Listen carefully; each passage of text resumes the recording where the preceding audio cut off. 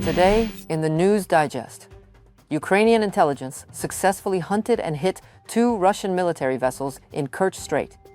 Trump refused Ukraine's help with drones interceptors, while Kyiv hotels are fully booked by representatives from the Middle East, eager to buy Ukrainian technologies. The Russian spring offensive in Ukraine has already failed, stated Zelenskyy. Look deeper in our story. Russia's Krasnodar region came under a massive drone attack. This time, the main target was the oil depot. The attack was massive enough even for Russian regional authorities to confirm the incident. The Krasnodar region is a strategic hub for the Russian army. Oil depots in this region act as refueling stations for Russian troops fighting in southern Ukraine. Therefore, disabling facilities in Lubinsk, Tuapse, or Novorossiysk significantly complicates refueling enemy's military equipment and aviation, creating a fuel shortage directly on the front line. Early this morning, a drone attack also targeted the Avantgarde plant in the Russian city of Ulyanovsk. This is Russia's largest aircraft manufacturing plant and a key subsidiary of the United Aircraft Corporation, which operates under the state-owned Rostec. The enterprise specializes in the production of Il-76 military transport aircraft and in-air retake aircrafts. It also provides critical maintenance for the An-124 Ruslan heavy strategic transporters. Ukrainian intelligence disabled 2 Russian military vessels during the night of March 13th in Kerch Strait and provided photo evidence of the attack. The rail ferry Slavyanin is out of operation now. The vessel Avantgarde sustained significant damage. Both ships were involved in military logistics, supplying weapons, ammunition, and military equipment to the Russian army. Today, during rush hour in the morning, Russia launched yet another terror attack at Kyiv city and the region with drones and ballistic missiles. One of the UAV's debris fell right in the heart of Kyiv, near the Independence Monument, which is located in the iconic Independence Square in the very downtown heart of the city, a historical and even sacred site in some sense, as all Ukrainian revolutions started there. Ukraine's Air Force reports down 194 enemy drones, with the main directions of the Russian strikes to be also Odessa and Zaporizhia regions. Not only drones and missiles, but also obscene language uses Kremlin in its every attempt to disrupt the negotiation process. Moscow has flatly rejected proposals from Emmanuel Macron's advisors, who were seeking a seat for Europe at the negotiating table regarding Ukraine. According to Financial Times, during a meeting in February with French presidential advisors, Putin's aide Yuri Ushakov told them to go and love themselves, to put it mildly. Donald Trump declined to comment on whether the United States had accepted help from Ukraine in drone tech, NBC News reported. Trump also said Zelenskyy is the last person the U.S. needs help from. That's okay, Mr. President. We wait for our turn, when the last person will offer you a last hope. What Middle East countries and American bases, what they need now, just to be in more strong security. So they need interceptors. It's drone interceptors. These new technologies. I want to underline that Middle East partners had more missiles for Patriot than we've got from the United States and Europeans during all the war. They used more missiles. They used more than 800 Patriot missiles during first attack, during first 24, 36 hours. So more than we had during all the months. But when we speak how to close the sky, we gave what we had. And what our American friends, they don't have, or European friends, they don't have, such a big system of these experts. There is such a thing as the BMI, Big Mac Index. The Big Mac Index is a price index, first introduced by The Economist in 1986, that tracks the price of a McDonald's Big Mac cheeseburger in each country, thereby offering a quick and easily digestible country-to-country comparison of purchasing power parity, PPP, and currency values all over the world. And maybe it's about time to invent KHI, Kyiv Hotel Index, as today literally all hotels in Kyiv are overbooked by officials from Persian Gulf countries, anxious to buy Ukrainian technologies. Whatever Ukraine is going to do with these offers from Saudi Arabia and other countries, please remember, Mr. Trump, we offered our help to the U.S. I offered it a long time ago. A little less than a year ago, Ukraine proposed a massive drone deal to the United States worth up to $50 billion, which would involve the export of Ukrainian technology and the joint production of drones. But there has been no decision from the United States yet. Volodymyr Zelenskyy, president of Ukraine. This is one of those things that everybody knows, but still, everyone seems to be quite shocked when it is sounded aloud. Russia and China are helping Iran in its war against the US, and it is not anything new. It has always been the case before, and it is happening now. In the past, we had close cooperation that still continues, and that also includes military cooperation. Iran has had good cooperation with these countries, politically, economically, even militarily. Abbas Araghchi, Minister of Foreign Affairs of Iran. So far, Trump's war in Iran has been successful to swap the old Ayatollah Khamenei regime with a younger one. Mojtaba Khamenei, the son of recently eliminated dictator Khamenei, was injured during a bombardment, but dictators around the world are glad to be of help. On Thursday, Mojtaba Khamenei was transported by a Russian military plane to Moscow, and the new Ayatollah was placed in a hospital right at the private residence of the Russian dictator. Putin offered to receive the Ayatollah, and immediately after arrival, Khamenei underwent surgery. Israel this week informed the United States that the country is facing a critical shortage of ballistic missile interceptors amidst the ongoing war with Iran. According to sources, Israel entered the current war with a number of interceptors and missiles that is not enough. Now the Israeli missile defense system is experiencing serious problems due to daily attacks by Iran. Moreover, CNN notes that Iran is adding cluster munitions to its missiles, which obviously exacerbates the depletion of reserves of Israeli interceptors.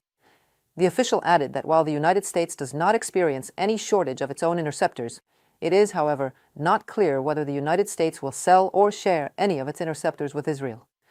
Previously, missile defense systems were included in the provisions of Washington's military assistance to Israel.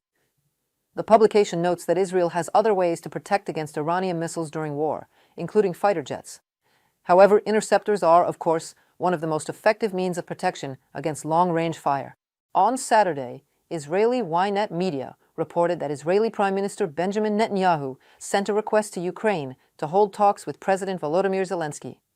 The request came against the backdrop of Ukraine's extensive experience in intercepting Iranian drones. That very experience that the Israelis and the Saudis need badly these days. And, of course, the United States of America needs it too, but not Donald Trump. He says he can manage his war in Iran and that it is doing just fine. You know, these days it is really hard to say what will happen in an hour, yet alone in a day or a week. But one thing is clear. Being an official leader in your country doesn't mean you are acting in its best interests. And the country sees that. And when the line is crossed, it reacts. Hungary goes to the polls on 12 April, and Peter Magyar's TISA party leads Viktor Orban's Fidesz in most opinion polls. Fidesz, or better said Orban, has governed Hungary with an absolute parliamentary majority since 2010.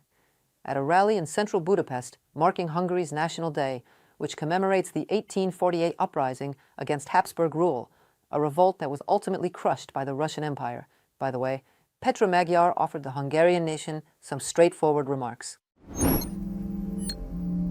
The Russian spring offensive has already failed, stated President Zelenskyy in the interview with CNN.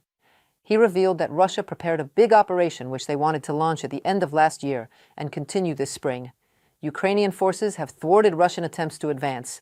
More in the story for you. Russia's spring offensive campaign has failed, stated President of Ukraine Volodymyr Zelenskyy. Among the reasons for the failure are the successful operation of the defense forces in Kupiansk in 2025, as well as counter-offensive actions by the Ukrainian military in the south of the country. The aggressor country's army can no longer advance with heavy equipment, so it is using small groups of soldiers, summarized the Ukrainian leader. The spring campaign, as planned, has collapsed for the Russians this spring. They failed to advance. They are undertaking offensive actions, but they are all the same. Attempts at infiltration. They cannot break through with equipment anywhere, because we burn their equipment. So there is no large-scale operation on their part, although on different sections of the front they are still trying to act with infiltration tactics and constant assaults. Our warriors are destroying them. Volodymyr Zelenskyy, President of Ukraine, during a meeting with journalists. In addition to ground operations, the armed forces of Ukraine are stopping Russia's advance and its plans for the spring-summer campaign through medium-range strikes on military targets in territories occupied by Russia. Under fire from Ukrainian military are logistics, military equipment, and concentrations of Russian soldiers. Analysts from the Institute for the Study of War emphasize that such strikes are usually carried out approximately 20 to 120 kilometers from the front line, but Ukrainian defenders have managed to strike deeper. We see these strategic messages that they want to implement in terms of the spring offensive. But having a systematic defense model near Kostiantynivka, conducting counterstrikes in this sector with special operations forces, we not only prevent advancement but also inflict heavy losses on the enemy. Therefore, in this situation we do not see that the Russians will have any prospects in this sector and can advance, fulfill the tasks of capturing Donetsk region, which is now their more global goal. Notably, Ukraine's defense forces do not stop striking inside Russia itself. Both military targets and enterprises that feed the aggressor country's military-industrial complex are being hit. Thus, over the past week, the Mykop airfield in the Republic of Adygea, the Afipsky oil refinery, and the Kavkaz port in Krasnodar Krai came under fire. The Afipsky oil refinery, in the settlement of Afipsky, Krasnodar Krai, Russia, was hit. Its annual refining volume is 6.25 million tons, which is 2.1% of the total oil refining volume in Russia. A hit on the facility was recorded with a subsequent fire on the enterprise's territory. In addition, damage was inflicted on the infrastructure of the Kavkaz port in the Chushka area, Krasnodar Krai, Russia. Damage to the port's infrastructure was recorded. Both enterprises are involved in supporting the Russian army, from a publication by the General Staff of the Armed Forces of Ukraine on Telegram. There are also extremely sensitive strikes on the Russian Federation's military-industrial complex, for example, the Kremlin military-industrial enterprise. Previously, the plant produced integrated circuits for ballistic, cruise, and anti-aircraft missiles of various types. Now, after direct airstrikes by the armed forces of Ukraine, production at the enterprise has been halted for approximately 6 months. By conducting this strategy of strikes on the territory of Russia, Ukraine's defense forces select key enterprises that break the entire chain, in this case missiles. And we are not talking only about Iskanders. There is a full range of missiles that are very difficult to intercept with air defense, such as Topol-M, for example. And other systems can be named, including GURs, with which Russia threatens the entire democratic world. Since the beginning of 2026, Ukraine's defense forces have already struck 4 major enterprises of the Russian Federation's military-industrial complex, as well as one of the key missile test ranges and 2 large arsenals on the territory of Russia, reports Ukraine's Ministry of Defense. Such strikes are needed to stop the Russian military-industrial complex and reduce the Federation's capabilities for producing and storing weapons. After all, as President Volodymyr Zelenskyy reminds, Putin still does not strive for peace and continues to prolong the war. Reported by Nikita Skoblikov, UATV News. Thanks for watching the News Digest. Stay informed, stay with Ukraine. Don't forget to like this video, subscribe to our channel, and share your thoughts in the comments below.